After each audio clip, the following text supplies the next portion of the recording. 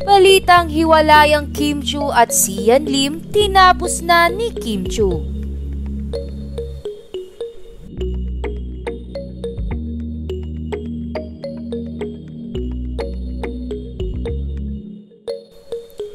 Patuloy pa rin ang pagkalat sa iba't ibang social media platform ng balitang hiwalay na sina Kim Chiu at Sian Lim.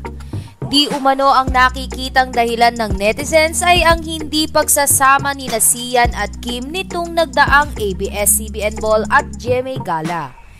Isa pang patunay umano na hiwalay na ang dalawa ay ang hindi na pagkikita ni Kim Chiu at Sian Lim tuwing weekends. Dagdag pa dito na hindi na nilalike ng isa't isa ang kani-kanilang mga post sa Instagram. Samantala, tila binasag ni Chinita Princess Kim Chiu ang haka-haka ng netizens na hiwalay na sila ni Sian Lim. Ito ay matapos ilike ni Kim Chiu ang latest Instagram post ni Sian. Hindi man gaya ng dati na nagkokomento ang Kimsi sa kanilang mga IG post ay isa lamang itong patunay na walang hiwalayang nanaganap sa dalawa.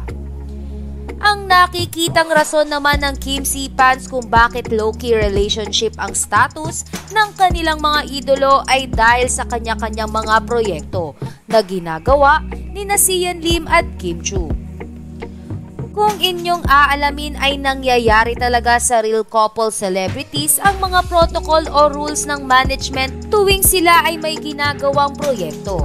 At sigurado ang Kimsi fans na sinabihan ng dalawa na bawasan ang pagiging sweet sa social media.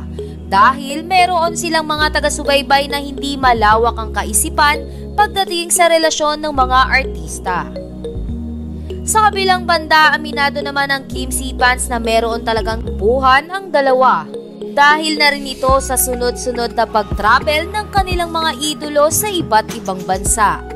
Ngunit ang ikalat na hiwalay na ang dalawa ay malabo pa sa pagputi ng uwak.